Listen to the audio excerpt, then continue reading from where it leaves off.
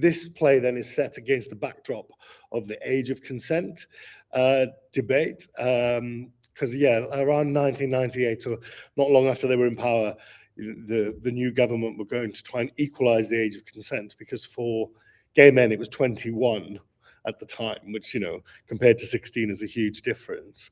I mean, not a lot of people actually know that now, just with the cast in just early rehearsals when we were talking about it, they couldn't quite believe it. And I was like, yeah, it was true.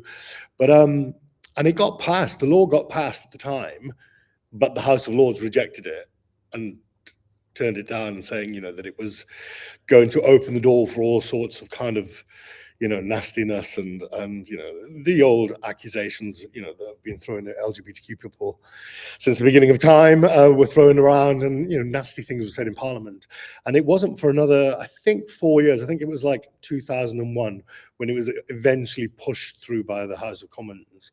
So, yeah, I wanted to kind of put that onto stage, but also just show like teenagers, whilst all these people in London were discussing what we could and couldn't do, just getting on with it and just, getting it wrong and making mistakes. And does it matter where the age of consent is on that level? Although that's not the question. The question is, is about equality and stuff. But it really kind of like, at the time with Section 28 as well, there was just so much, there was just a lack of information. So if you were growing up gay or queer, then there was nobody to turn to or nowhere to look for kind of decent role models of how to behave or how to navigate that world. So I just kind of wanted to explore that and put that on stage and remind people that the 90s, they weren't always so great. Absolutely. Like I said, they were very up and down. You have really great memories, and then you look back and go, oh, there were so much things that were going on that should not have been going on and shouldn't have been allowed to happen to people. But this is friendship as well. This is a love of friendship, isn't it? There's four friends ultimately, and Typee is the character, isn't it? Well, Typee's the kind of the straight character who finds out his best friend's gay while they're on holiday, and he doesn't necessarily take it well, but when he comes back, him and Stefan, who are the two lads who are on holiday, kind of try and navigate the new world and their friendship circle with this new news, but kind of like everything they do, every step they make, things go wrong because they don't do it in quite the right way and stuff. And it's kind of like, I don't want to say a catalogue of disasters, but, I just think, I just remember back to myself being a teenager and just, who teaches you how to be in a relationship? It's all very well somebody saying you can have sex at 16 or 18 or 21, but the sex is the easy part almost. It's the love, the romance, the relationship, and the kind of the nurturing side of things that, we get wrong a lot of the time. What is it like for you, Stewart, though, writing this play and then seeing it on stage come to life? What's that like for a writer?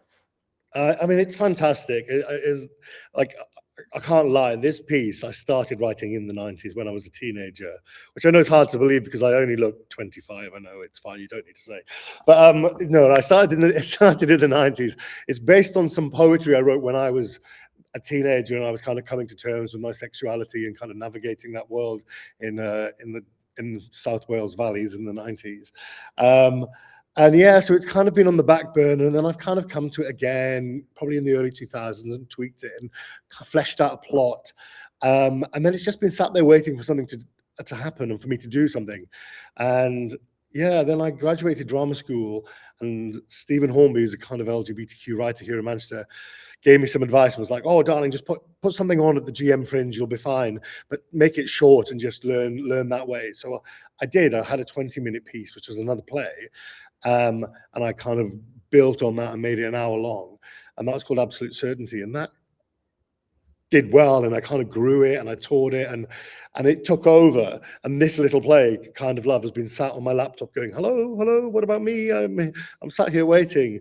So I finally decided now is the time, especially because I guess the politics at the moment is on the turn, shall we say, and some of those ugly attitudes and things are rearing their head again. So I thought, oh, actually, maybe it's a timely reminder to put on, why it's important that we educate people about love, sex, relationship, no matter what their age or their sexuality, because without kind of knowledge, we make huge mistakes. Yeah. And also, I think doing it through a play does actually hit home sometimes, because people after the show tend to have conversations about Yeah, it, and it starts conversations in a different way. exactly. Exactly. And I just, yeah, like I said, I wanted to remind people that, the 90s were great. The music was fantastic. The fashion was questionable at times, but, some of it's coming back. But yeah, as with always, you always have to kind of know, but there's always something in the background. There's always somebody somewhere being kind of, left behind, or, Mhm. uh, you know, not lifted up, shall we say. But yeah, I hope like the play kind of reminds you of that, but then there's a little kind of, little bit of positivity at the end. But I keep on telling people, like, it's not a love story. It's called Kind of Love, but it's not a love story. Right, we've got that. Is there going to be any music though from said 90s era? Are we able to have a bit of a banging 90s soundtrack? Of course, of course. I mean, what would be the point without resurrecting some of those club classics, and a bit of Spice Girls, and yeah.